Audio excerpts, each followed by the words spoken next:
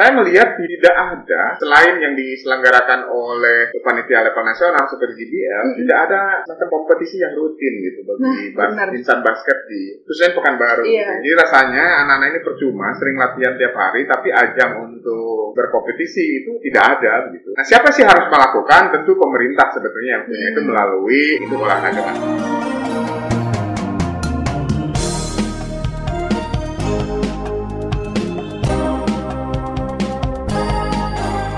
Hai, kembali lagi di Selaras Podcast berkolaborasi dengan Rio Basketball. Apalagi kalau bukan R&B, Rio ngobrolin basket.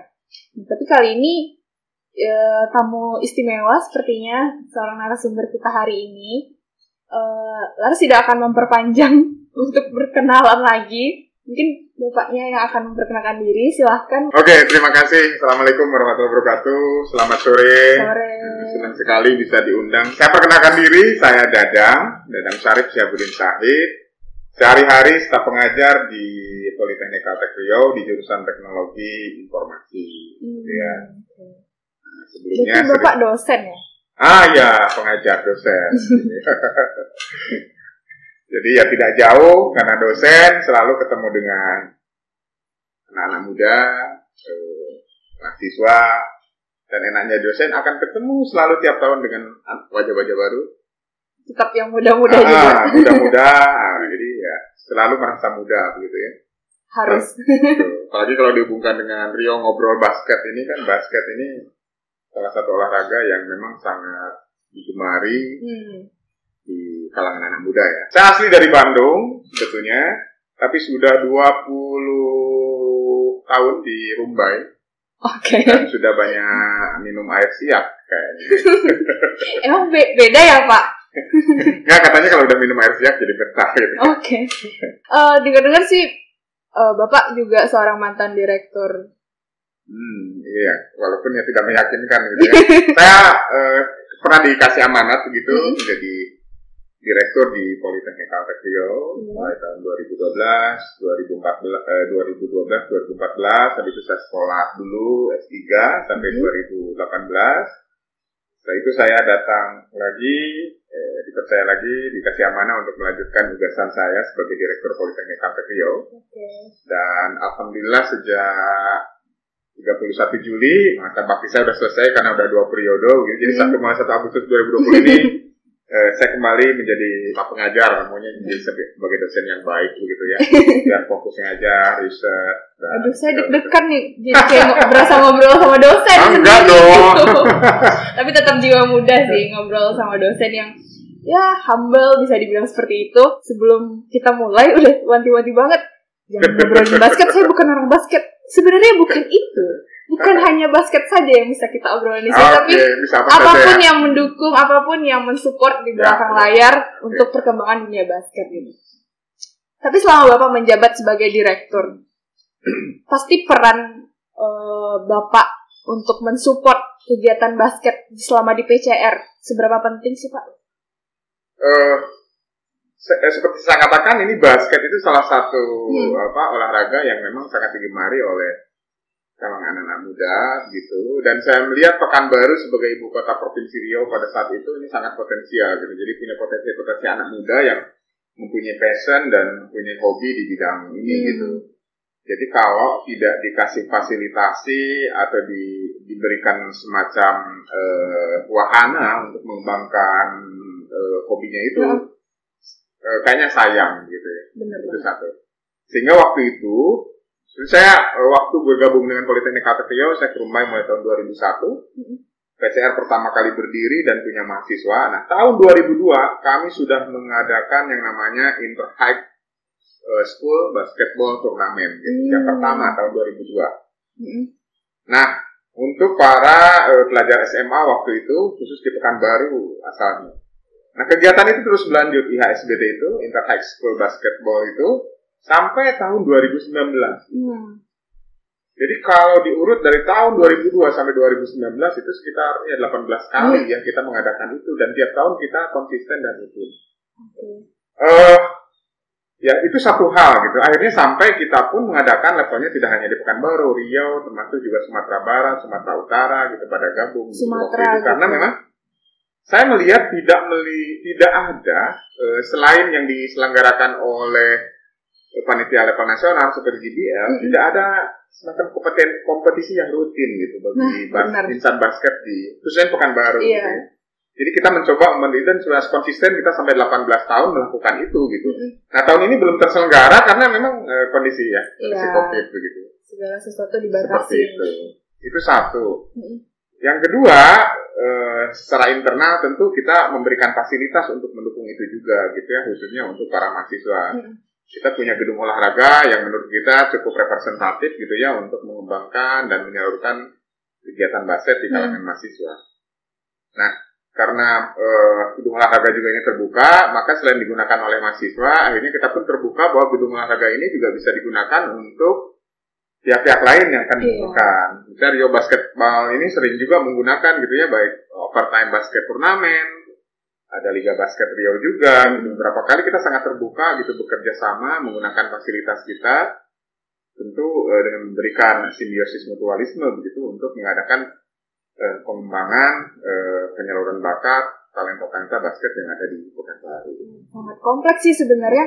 Nah hal-hal seperti ini nih yang sebenarnya untuk mensupport dan mengembangkan lagi minat serta bakat anak ataupun atlet-atlet di Riau sebenarnya. Tapi ada saya wawancara narasumber seorang atlet yang mereka gagal berangkat, terus mereka kekurangan mungkin event. Nah, menurut Bapak itu seperti apa sih?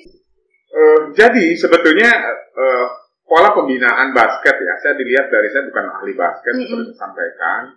Saya sebagai pengajar dan memang saya senang melihat olahraga basket ini gitu. Memang apapun sebenarnya tidak hanya basket gitu ya, memang perlu pembinaan. Nah, pembinaan tentu harus tumbuh dari klub-klub atau segala macam. Nah, yang kedua, klub-klub berdiri itu juga harus didukung oleh event-event yang ada. Gitu. Jadi rasanya anak-anak ini percuma sering latihan tiap hari, tapi ajang untuk katakanlah untuk pairing, atau sparring, untuk berkompetisi itu tidak ada begitu. Nah, siapa sih harus melakukan? Tentu pemerintah sebetulnya yang punya itu melalui induk olahraga basket, industri basket, yang misalnya Perbasi, baik di tingkat provinsi maupun tingkat kota atau kabupaten, bahkan mungkin sampai ke level-level tingkat kecamatan gitu. Kalau olahraga ini betul-betul sangat digemari dan diminati oleh para anak muda kita gitu. Dan kompetisi-kompetisi yang berjenjang itu akan menimbulkan gairah sebetulnya. Kompetisi yang dilakukan secara konsisten atau istiqomah gitu ya, jangan sampai ada kita hari ini ngadain tahun depan hilang. Memang berat, tetapi itulah salah satu kontribusi siapapun sebetulnya untuk memajukan basket di daerah kita. Jadi menurut saya pembinaan itu penting, tetapi menyelenggarakan atau mengadakan event-event terkait basket itu juga penting gitu.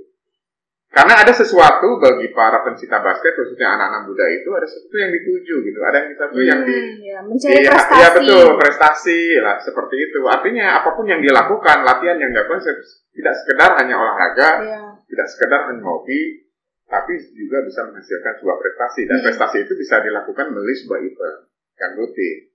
Nah, event yang selama 18 tahun itu, yang rutin dilakukan, itu skala besarnya, maksudnya lingkupnya itu anak SMA atau sudah ada dari SMP?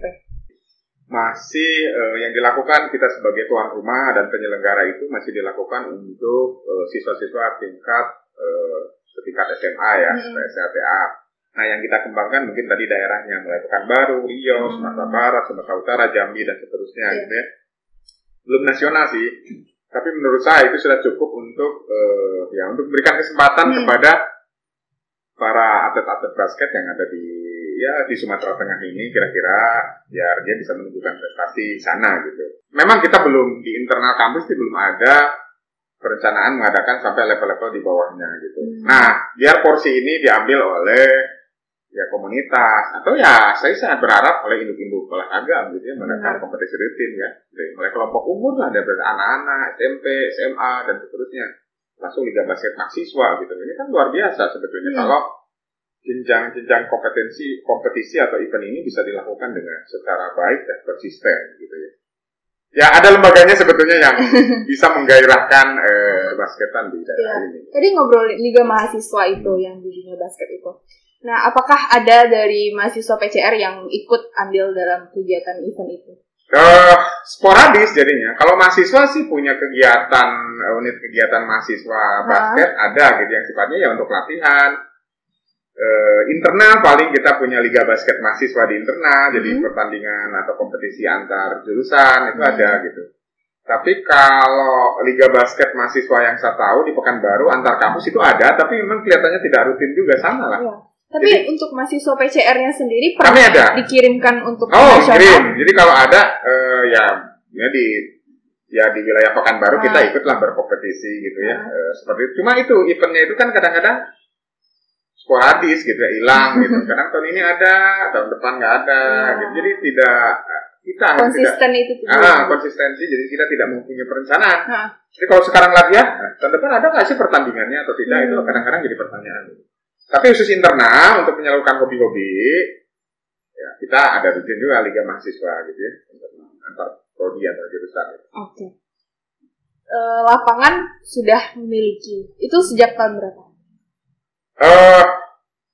Jadi lapangan yang ya menurut kami cukup lah untuk sangat cukup sepertinya. Sekarang ini mungkin baru 2017-2018 yang kita bangun itu. Alasan ngebangun sebagus itu saat ini?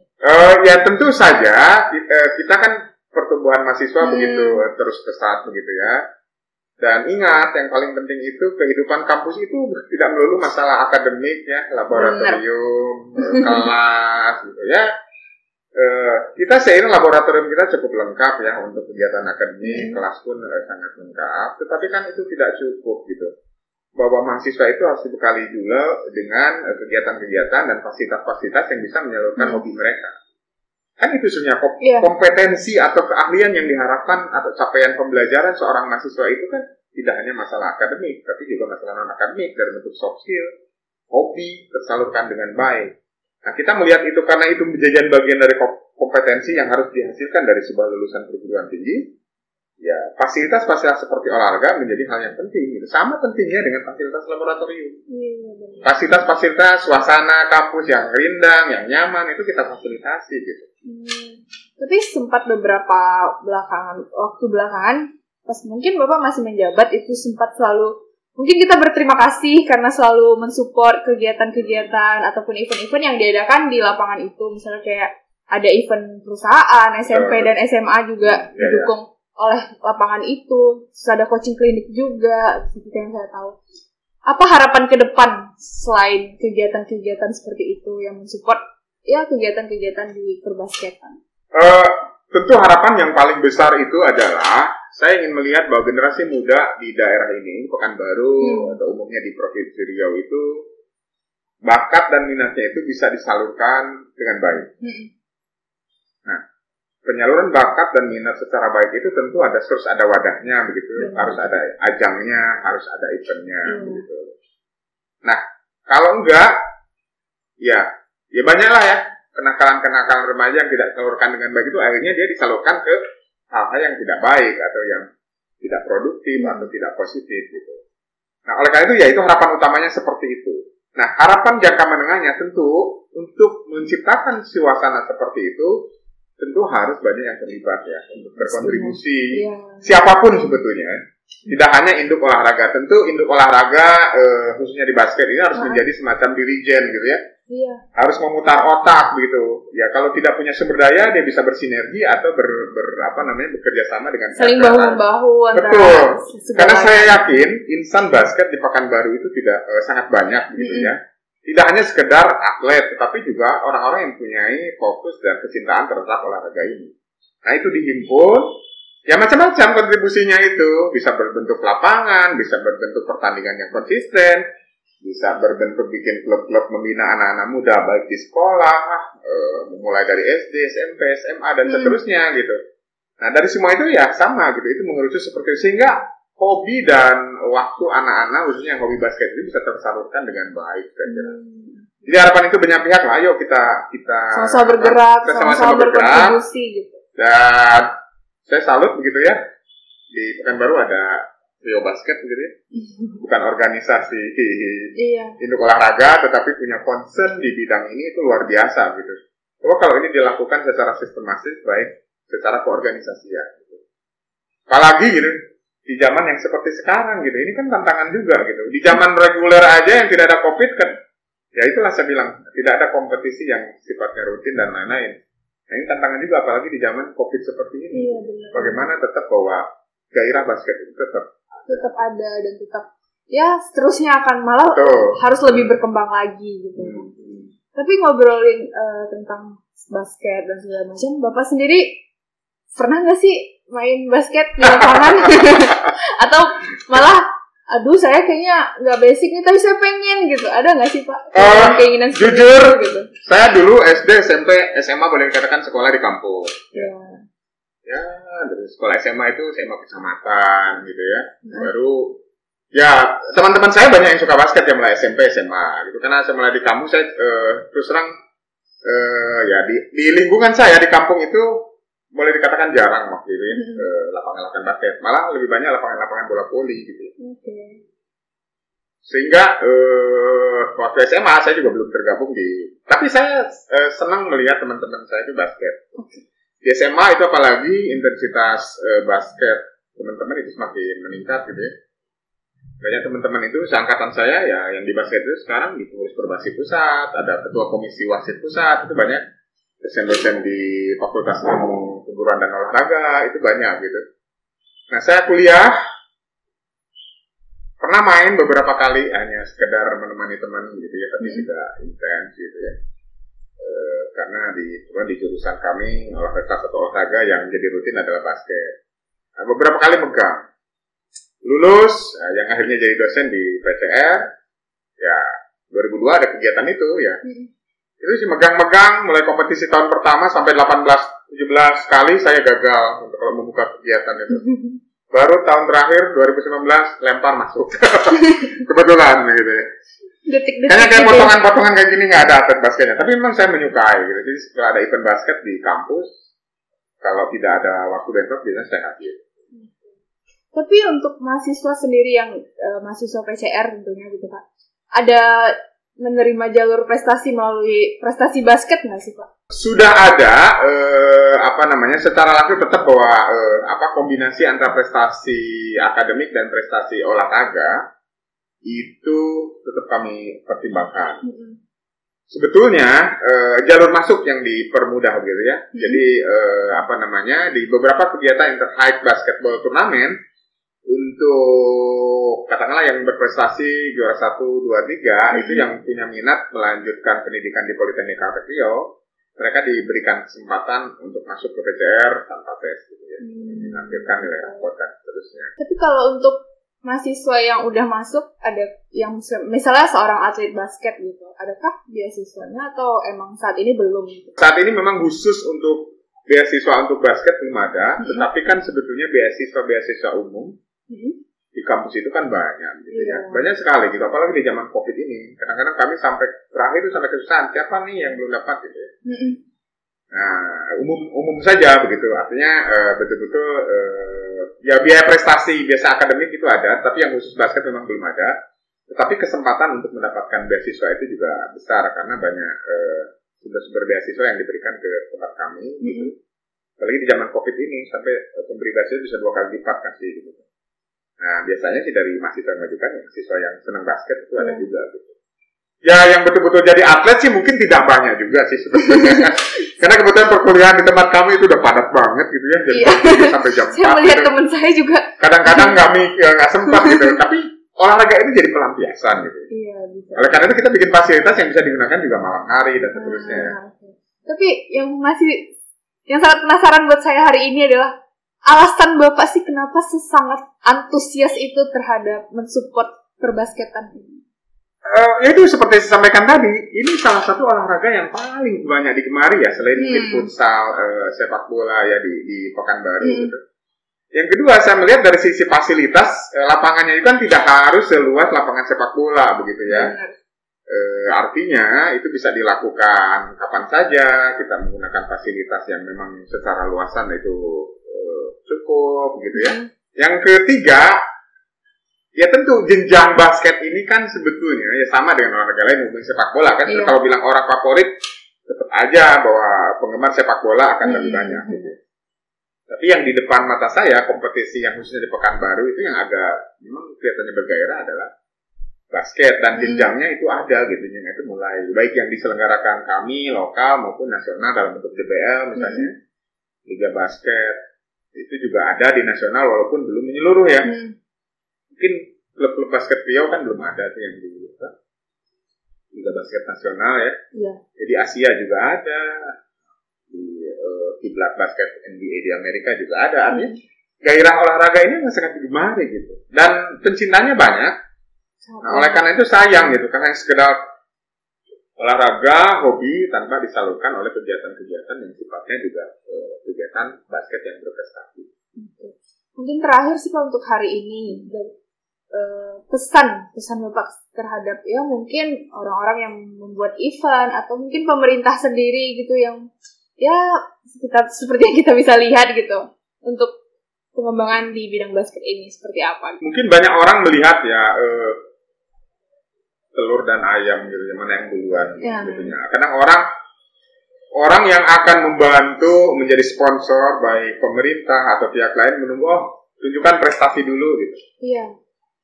Tapi orang insan basket khususnya atlet yang hobi basket ya dibina dulu gitu.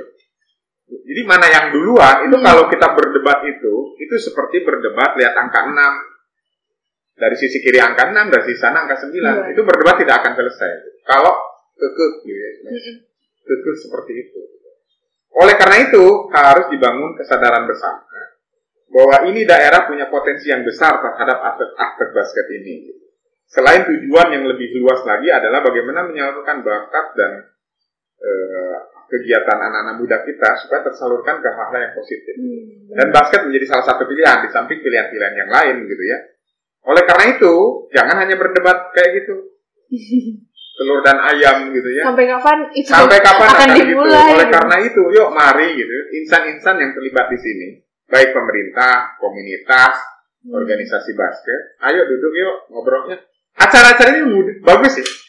Apalagi nanti mungkin bisa diluaskan gitu ya. Ditambah mikrofonnya mungkin ada dari Perbasi, ada dari pemerintah begitu. Khususnya Dinas Pendidikan Pemuda dan Olahraga, dan kita ajak ngobrol. Itu harapan kita ke depannya bakal gimana. Jadi, ini gitu. Ini saya di UNED ini luar biasa gitu ya.